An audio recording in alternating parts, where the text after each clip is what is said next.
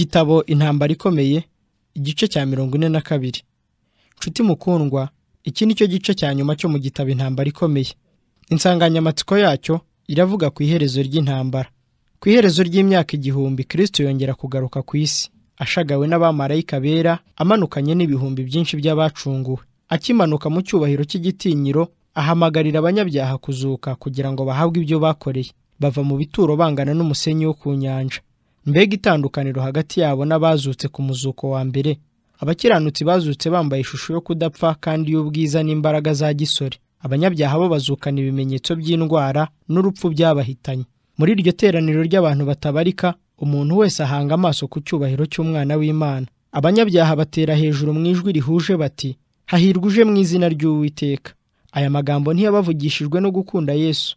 Imbaraga y'iby'ukuri bahinyuye niyo yahatiye akanwa kabo kuvuga ibyo badashaka. Nk'uko abanyabyaha bamanuwe mu bituro byabo, niko babisohotsemo bacyanga Yesu kandi bagifite wa mwuka w'ubugome. Ntabwo bari bakeneye ikindi gihe cy'imbabazi cyo gutunganya imibereho yabo yo mu gihe cyashize. N'undi mwanya wo kwihana bahabwa wabaga ari imfabusa. Imibereho yabo yo gukora icyaha ntiyigeze itezuka imitima yabo.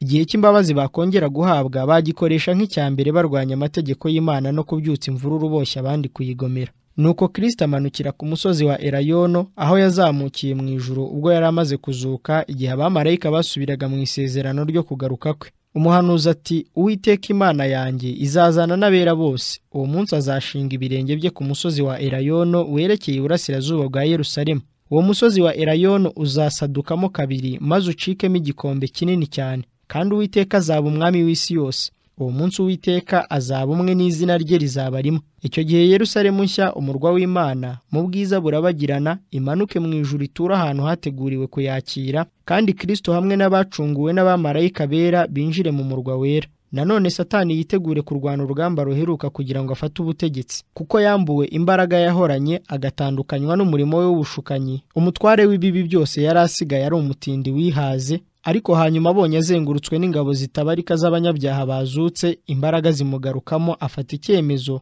ngo nubwo kitaba icyo gutsinda burundu iyo ntambara ikomeye, azayobora ingabo zose z'abazimiye zigendere munsi y'ibendera rye, maze abone uko asohoza umugambi we. Abanyabyaha bose ni imbata ze. Mu gihe bagomeye Kristo, baba bayobotse uwamugomeye ari we muyobozi w'abagome. Ubwo bari biteguye kumvira inama zose atanga n'amategeko ye yose. Ariko kuko yari agikoresha ubucakura bwe bwa kera, ntibigeze bamutahura ngo bamenye ko ari we Satani. Yitangaje ko ari igikomangoma kigenewe kuragwa isi, none akaba yambuwe umurage wari uwe. Agaragariza izo ngabo yayobeje ko ari umucunguzi wabo, ababwira ko yakoresheje ububasha bwe kugira ngo bazuke akabavana mu bituro, kandi ko azabacungura akabavana mu bubata bwa Kristo. Ubwo ariko Kristo ntiyari akiri hamwe nabo, maze Satani akorera ibitangaza imbere yabo byo gushyigikira amagambo amaze kubabwira. Abanyantege nke abongeramo imbaraga, nuko arangije ahumekera umwuka w'ubutwari muri abo bantu bose. Aherako abaha inama zo kugaba ibitero ku bacunguwe ngo babanyage umurwa w'Imana. Kwa kwishyira hejuru yatangiranye kera kumufasha gutunga urutoki kuri za miliyoni nyinshi z'abazutse, abatangariza yuko igihe ari umugaba wabo bazatsinda nta kabuza, bakanyaga umurwa w'Imana akicara ku ntebe ya cyami. Muri iryo huriro ry'abantu batabarika harimo ba bandi baramaga cyane cyane imbere y'umwuzure, abantu banini kandi barebare, ibihangange by'abanyabwenge, bari bariyeguriye kuyoborwa n'abamarayika baguye, bari bafite ubuhanga n'ubumenyi bihanitse, bagakora imyuga ikomeye yatumaga abantu bababona nk'ibigirwamana, ariko ububi n'ibihimbano byabo byononnye isi kera, bihindura n'ishusho y'Imana mu bantu. Nicyo cyatumye Imana ibahisha mu maso hayo. Harimo abami n'abagaba b'ingabo z'amahanga, abantu b'intwari batigeze gutsindwa ku rugamba na rimwe, abibone, abakunzi b'intambara. Igitero cyabo cyatumaga abami b'amahanga bahinda umushyitsi. Mu gihe cy'urupfu, imico umuntu yapfanye ntihinduka. Ubwo bazazuka bazaba bafite umwete wo gusubukura imigambi yabo yasubitswe n'urupfu. Bazaba bashishikajwe no gushaka gutsinda ngo bigaranzura ababanesheje. Satani amaze gukorana inama n'abamarayika be, ayimenyesha abo bami n'abatware b'ingabo n'abakomeye bose, bafatira hamwe ibyemezo. Bitegereje imbaraga zabo n'ubwinshi bwabo, bavuga ko umubare w'ingabo ziri mu murwa wera ari nkeya ugereranyije n'ingabo zabo bari butsinde nta kabuza. Nuko bafata umugambi wo kwigarurira ubutunzi n'icyubahiro cya Yerusalemu nshya. Bose uko bangana baherako bitegura intambara. Abahanga bo muri bo batangira gucura intwaro z'intambara zikomeye. Abagaba b'ingabo bahoranaga amahirwe yo gutsinda intambara, bashyirirwaho kuyobora ibitero mu matsinda manini n'amato. Nuko ikimenyetso cyo gutangira intambara kiratangwa. Izo ngabo zitabarika zitangira kuva mu byimbo, ingabo zitigeze kuboneka mu mateka y'intambara zo ku isi, ingabo zihuje imbaraga zo mu bihe byose uhereye igihe intambara zatangiriye ku isi, ntazigeze zihwana n'iryo koraniro ry'abarwanyi. Satani umurwanyi urusha abandi bose imbaraga abarangaza imbere hamwe n'abamarayika be bahuza imbaraga zabo muri urwo rugamba ruheruka. Abami n'abagaba b'ingabo nabo bakurikiraho, maze imbaga nyamwinshi y'abantu babahomboka inyuma, ariko nabo bari mu matsinda, itsinda ryose rifite umuyobozi waryo. Mu mugambi udatezuka wa gisirikare, inteko zose zimaze gusatira Yerusalemu nshya, umurwa w'Imana, Yesu atanga itegeko ryo gufunga amarembo y'umurwa wera, maze ingabo za Satani zirawugota zitegura kuwufata. Nuko Yesu yongera kwiyereka abanzi be, ahitegeye umurwa wera ku ruhimbi rurabagiranaho izahabu kandi rushyizwe hejuru, hashingwa intebe y'ubwami, maze umwana w'Imana yicara ahazengurutswe n'ibikomangoma by'ubwami bwe. Nta mvugo y'umuntu yashobora gusobanura imbaraga n'igitinyiro by'ishusho Yesu yari afite icyo gihe. Icyubahiro cy'Imana Data cyambitswe umwana we, ubwiza bwuzura umurwa w'Imana, burasira ku marembo y'umurwa wose, burasohoka bumurika ku isi hose. Hafi y'intebe ya cyami hari abandi babanje gukorera Satani bafite umwete, hanyuma bagakururwa nk'umushumu uvuye mu ijuru, bagakurikira Umukiza bitanze burundu. Hakurikiyeho abashikamye mu kuri kwa Kristo mu gihe cy'ubuhakanyi no gukiranirwa, bakomeje amategeko y'Imana mu gihe isi ya gikristo batangazaga ko bayakuyeho. Hakurikiyeho miliyoni nyinshi z'abarenganirijwe kwizera kwabo mu bihe byose. Hirya hari iteraniro ry'abantu umuntu atabasha kubara bo mu mahanga yose, mu moko yose, imiryango yose n'indimi zose, bari imbere y'intebe ya cyami n'imbere y'umwana w'intama, bambaye ibishura byera kandi bafite amashami y'imikindo mu ntoki zabo. Intambara yabo irarangiye, batsinze burundu. Barwanye intambara barangiza urugendo, none bahawe ingororano zabo. Amashami y'imikindo ari mu ntoki zabo ni ikimenyetso cyo kunesha. Ibishura byera bigaragaza gukiranuka kutagira inenge kwa Kristo, none kukaba ari ukwabo. Abacunguwe bose bahanika indirimbo y'ishimwe, maze amajwi yayo asakara mu birere by'ijuru. Agakiza n'ak'Imana yacu yicaye ku ntebe n'ak'umwana w'intama. Nuko amajwi y'abamarayika n'abaserafi ahuriza hamwe n'ay'abacunguwe guhimbaza Imana. Abacunguwe babonye imbaraga n'ubuhenzi bya Satani, basobanukirwa kuruta mbere hose ko Kristo ari we ubaneshereje. Muri iryo teraniro rinini ry'abera, nta n'umwe wigeze atekereza ko ako gakiza bagahawe n'imbaraga zabo cyangwa n'ubugwaneza bwabo. Nta cyavuzwe cyerekeye ku byo bakoze cyangwa ku by'akarengane kabo, ariko icyari kibanzweho cyane mu ndirimbo yose ni uko agakiza ari ak'Imana yacu n'umwana w'intama. Nuko umwana w'Imana atamirizwa ikamba rya cyami ubuheruka imbere y'ihuriro ry'abacunguwe n'ingabo zose zo mu ijuru, kandi ahabwa ikuzo, icyubahiro n'imbaraga bisumba ibindi. Umwami w'abamatangaza igihano gikwiriye abigometse ku butegetsi bwe, kandi asohoza ubutabera ku bagomeye amategeko ye bakarenganya abamwizera. Umuhanuzi w'Imana yaravuze ati, mbona intebe y'ubwami nini yera, mbona n'iyicayeho, isi n'ijuru bihunga mu maso hayo, ahabyo ntihaba hakiboneka. Mbona abapfuye, abakomeye n'aboroheje bahagaze imbere y'iyo ntebe, nuko ibitabo birabumburwa, kandi n'ikindi gitabo kirabumburwa, aricyo gitabo cy'ubugingo. Abapfuye bacirwa imanza z'ibyanditswe muri ibyo bitabo zikwiriye ibyo bakoze. Ibitabo bikimara kubumburwa, Yesu ahanga amaso ku bantu b'inkozi z'ibibi, bahita bibuka kandi bemera ibyaha bakoze. Babona neza aho bagiye bateshuka bakava mu nzira y'ubutungane n'iyo kwera, basobanukirwa neza ko ubwibone n'ubugome byabo ari byo byatumye bagomera amategeko y'Imana. Ibishuko bemeye ku bushake bwabo bitwaje ko bazagura imbabazi z'ibyaha byabo, imigisha y'Imana bafashe uko itari, intumwa z'Imana basuzuguye, amagambo y'imbuzi bakomeje kwirengagiza, imbabazi nyinshi imitima yabo inangiye yanze kwakira, ibyo byose byari imbere yabo bimeze nk'ibyandikishijwe inyuguti z'umuriro. Hejuru y'intebe ya cyami haboneka umusaraba, kandi ahitegeye umusaraba hari ibigeragezo no gutsindwa kwa Adamu n'urukurikirane rwo gusohora kw'inama ikomeye y'agakiza. Umukiza avukira mu muryango wa gikene, imibereho ye yo kwicisha bugufi no kumvira, kubatizwa kwe mu ruzi rwa Yorodani, iminsi 40 yamaze mu butayu atarya kandi ageragezwa. Umurimo we wo kubwiriza ubutumwa yereka abantu imigisha ijuru, iminsi yabayeho yerekana imirimo y'urukundo n'imbabazi, amajoro yaraye wenyine atagoheka asenga Imana mu mpinga z'imisozi.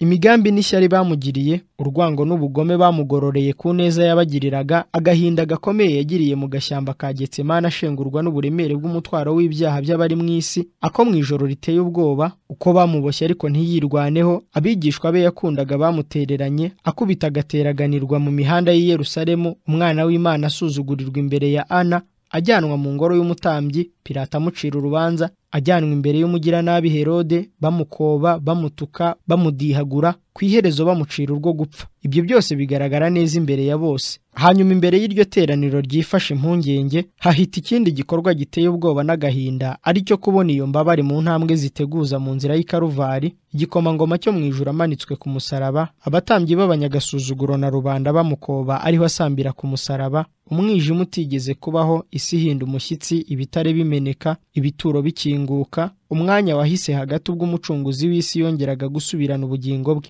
Ibikorwa biteye ubwoba bigaragara nk'uko byakozwe. Satani n'abamarayika be hamwe n'abayoboke be bose nta bushobozi bagifite bwo guhindura ibikorwa byabo bibi bakoze. Ikibi cyose umuntu wese yakoze akibona kimeze nk'uko yagikoze. Herode wishe abana b'abaziranenge b'i Betelehemu kugira ngo yicemo umwami w'Isirayeli. Herodiya yaremerewe n'igicumuro cy'amaraso ya Yohana Umubatiza, umunyantege nke Pilato wakoreraga gucungura igihe gusa, abasirikare b'abakobanyi, abatambyi n'abatware b'Abayuda n'iteraniro ry'abantu bari bashutswe bemera gusakuza bavuga bati, amaraso ye azatubeho n'abana bacu. Bose bibonera ububi bw'ibyaha bakoze. Bashatse uko bihisha ngo bave imbere y'igitsure cy'ijuru n'ubwiza bwe bushashagira nk'izuba, mu gihe abacunguwe bo barambikaga amakamba ku birenge by'Umukiza, umuntu wese atera hejuru ati, yaramfiriye. Muri iryo teraniro ry'abacunguwe harimo intumwa za Yesu, intwari Pawulo, Petero w'umunyabwira, Yohana ukundwa kandi ukunda, na bagenzi babo. Bari hamwe n'ingabo nyinshi cyane z'abapfuye bazira kwizera kwabo. Mu gihe hanze hazaba hari imbwa n'abarozi, hazaba barenganirije abandi kwizera kwabo, ababashyize mu mazu y'imbohe, ababaciye imitwe. Nero, umwami uteye ubwoba ku mico no ku bugizi bwa nabi, abona umunezero no gushyirwa hejuru kw'abo yajyaga yica urubozo, anezeza Satani. Nyina wa Nero azaba hibereye yihamiriza ingaruka z'ibikorwa by'umuhungu we, bigaragaza ikimenyetso cy'imico mibi yarazwe na nyina, gushyigikira akarengane nawe ubwo akagakora, byeze imbuto z'ubugome bwahindishije isi yose umushyitsi. Aho kandi hari abapapa n'ibyegera byabo bihamiriza ubwabo ko ari bo basimbura ba Kristo ku isi, ariko bakarengaho bagakoresha inyundo, gereza n'ibibando kugira ngo babashe kuyobora ubwoko bwe, kandi Kristo atarabikoresheje. Hari abapapa bikujije bakishyira hejuru y'Imana, ndetse bakabigaragarisha guhindura amategeko y'Imana isumba byose. Bamwe biyitaga urufatiro rw'itorero, bafite urubanza bagomba kwisobanuraho imbere y'Imana. Bakererewe kumenya yuko utagira icyo ahishwa afuhira amategeko ye akazashyira igicumuro cyose ku mugaragaro. Basobanukirwa nuko Kristo yita cyane ku bamubabarijwe, bakumvira mu mitima yabo imbaraga y'aya magambo. Ubwo mwabikoreye umwe muri bene data baboroheje bari hanyuma y'abandi, nijye mwabikoreye.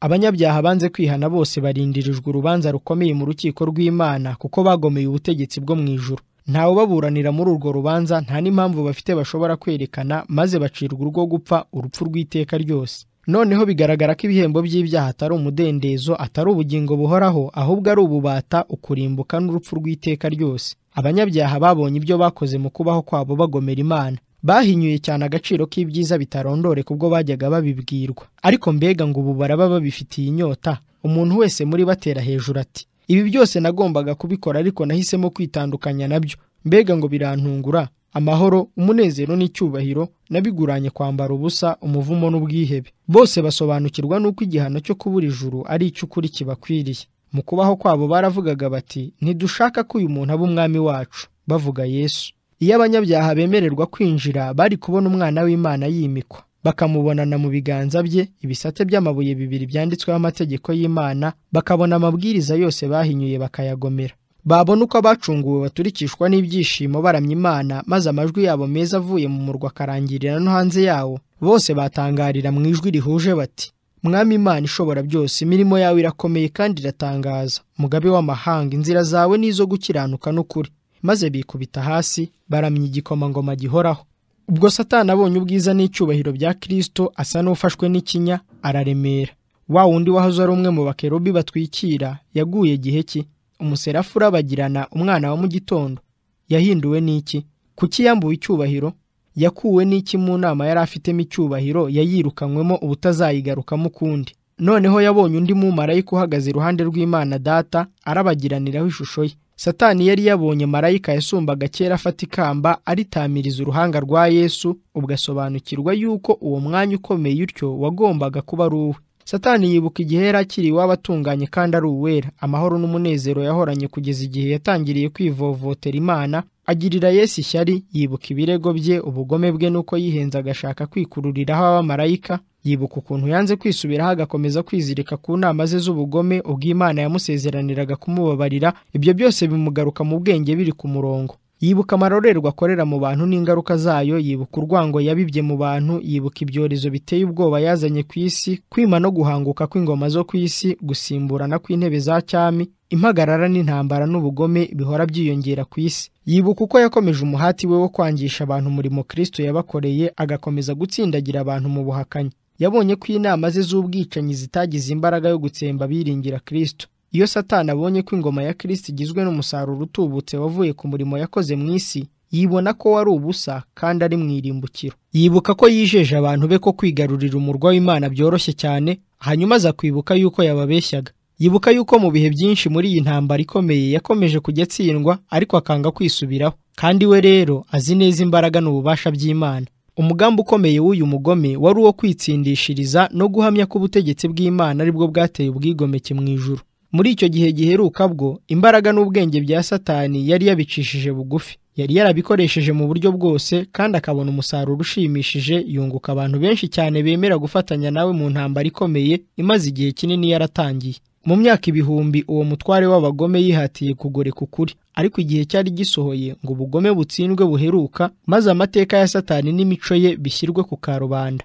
Mu muhati we uheruka wo kwimura Kristo ku ntebe ya cyami, kwica no gutsemba abamwizera no kwigarurira umurwa w'Imana, shebuja w'ibinyoma yari yifubitse uburyarya. Abemeye gufatanya nawe nabo babonye ko amaherezo azanatsindwa. Abizera Kristo hamwe n'abamarayika bera barebana ubwoba uburyo bwose Satani akoresha arwanya leta y'Imana. Ibyo bigatera amakenga isi n'ijuru. Nuko Satani nawe ubwe anyurwa n'ubutabera bw'Imana ko kugomera amategeko ku bushake koko bikwiriye kumubuza ijuru. Yari yarakoze imyitozo myinshi yo kumwongerera imbaraga zo kurwana n'Imana, ubutungane, amahoro n'ubumwe byo mu ijuru byajyaga kumubuza amahoro. Ku birego by'imbabazi n'iby'ukutabera kw'Imana, Satani yari yarumye gihwa. Ibirego byose yari yashyize ku Mana byose bimugaruka ku mutwe. Noneho Satani arunama yemera ukuri k'urubanza yaciriwe. Mwami, ninde utazakubaha cyangwa ngo ye guhimbaza izina ryawe ko ari wowe wenyine wera? Amahanga yose azaza kwikubita imbere akuramye, kuko imirimo yawe yo gukiranuka igaragajwe. Ikibazo cyose cy'ukuri n'ibinyoma kirasubijwe. Ingaruka z'ubugome, imbuto zo kwirengagiza amabwiriza y'ijuru byagaragarijwe abaremwe bose. Ibikorwa bya Satani n'amategeko yarwanya ubutegetsi bw'Imana byagaragarijwe abaturage b'isi n'abo mu ijuru. Ibyo Satani yakoze biramugarutse, bimuciraho iteka. Ubwenge, ubutabera no kugira neza by'Imana bizahoraho iteka ryose. Birumvikana ko muri iyi ntambara ikomeye iby'Imana yashatse byose bigezweho, hamwe n'ukubaho neza k'ubwoko bwayo no kugubwa neza kw'amasi yose Imana yaremye.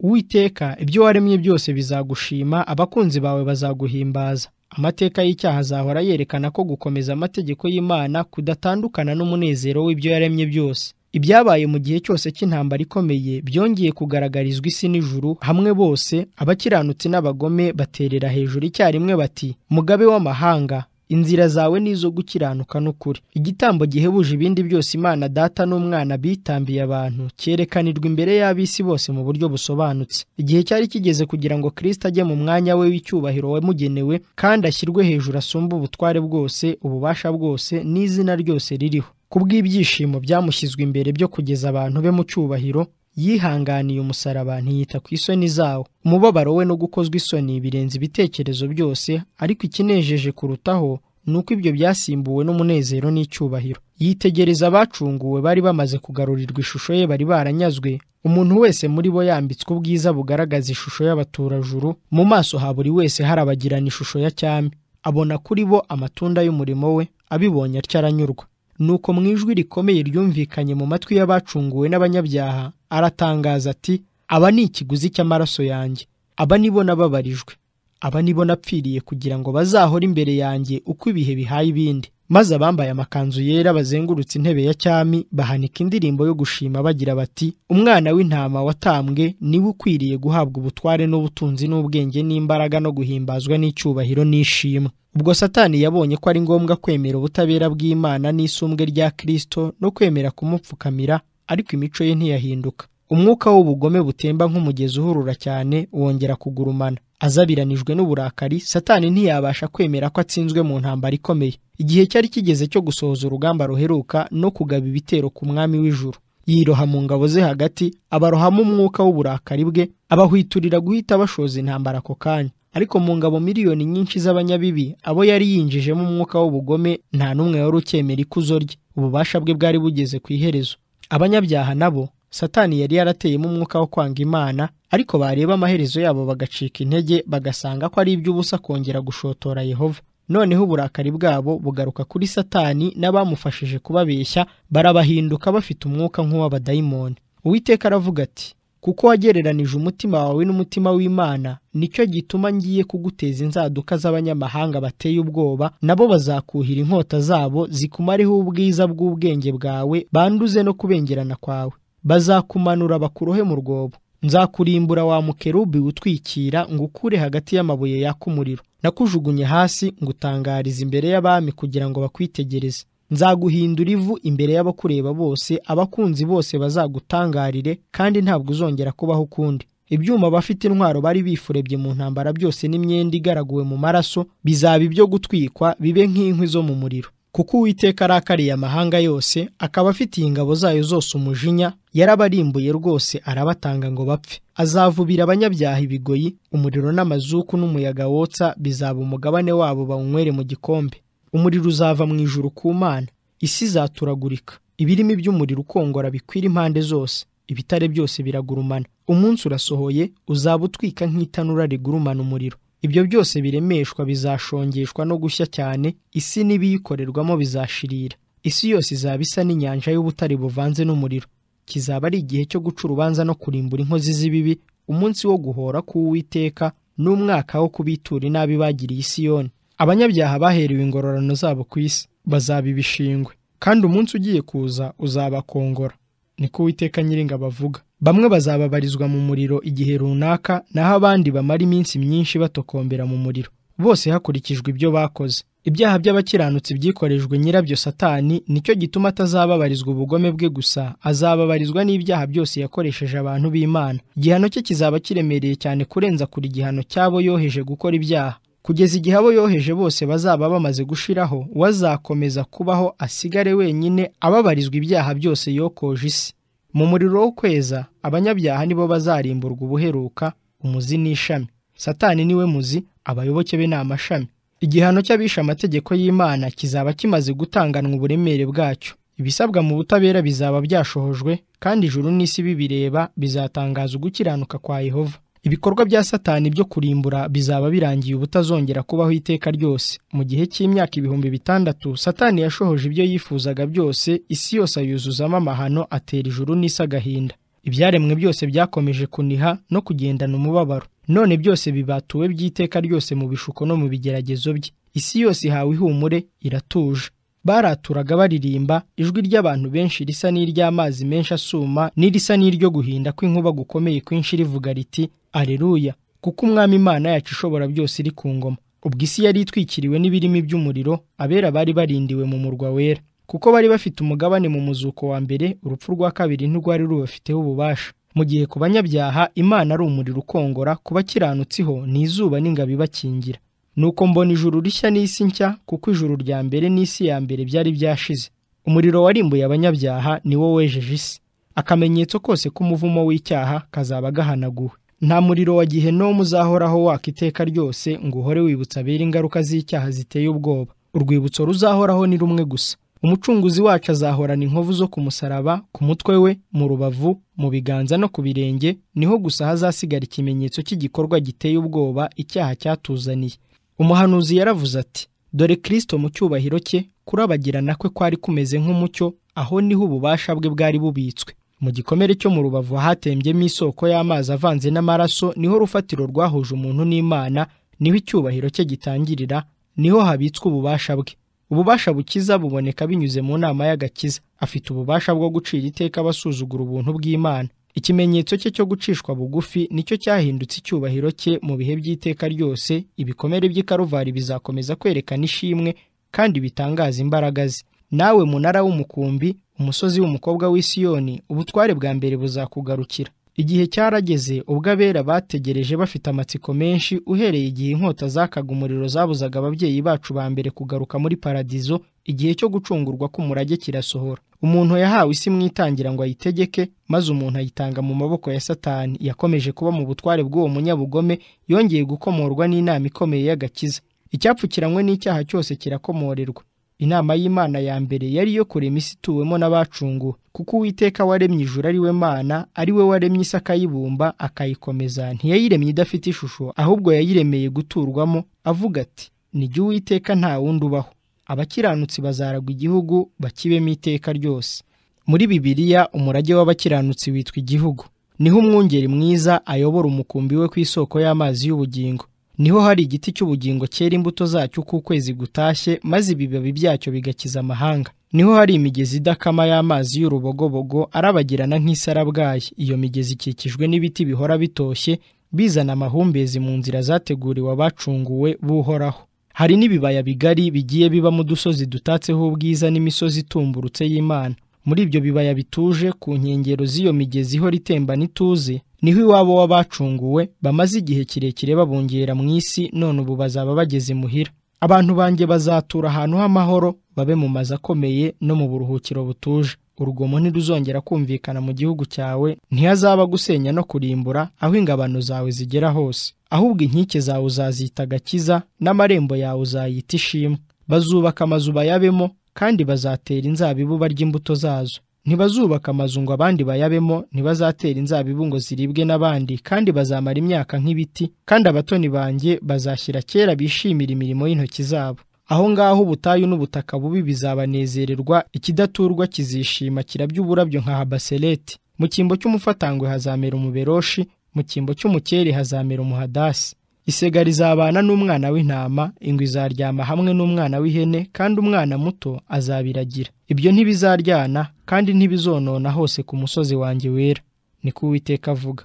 Nta mubabaro uzaba mu ijuru no mu isi, nta marira azabayo, nta miborogo y'abajya guhamba izaharangwa, nta matangazo y'abarwayi azumvikanayo. Nta rupfu ruzabaho ukundi, kandi umuborogo cyangwa gutaka cyangwa kuribwa ntibizabaho ukundi, kuko ibya mbere bizaba bishize. Hazaba ururembo rwa Yerusalemu nshya, umurwa mukuru w'isi y'ubwiza izaba yagizwe nshya, ikamba ry'ubwiza riri mu ntoki z'Uhoraho, n'igisigo cy'ubwami kiri mu ntoki z'Imana yawe.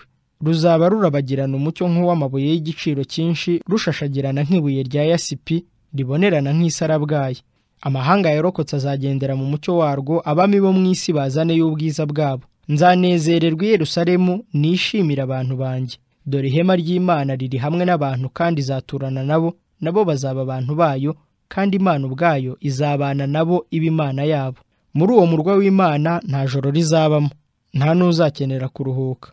Ntawe uzananizwa no gukora iby'Imana ishaka, cyangwa ngo acogozwe no guhimbaza izina ryayo. Tuzahorana amahumbezi y'igitondo gihoraho. Ntibazagomba kumurikirwa n'itabaza cyangwa kuvirwa n'izuba, kuko Umwami Imana azabavira, kandi bazahora ku ngoma iteka ryose. Umucyo w'izuba uzasimburwa no kurabagirana k'ubwiza kutabasha kubabaza amaso nk'ibikezikezi by'izuba risanzwe, nyamara umucyo w'uko kurabagirana ukubye inshuro nyinshi uw'izuba risanzwe mu gihe cya kumanywa.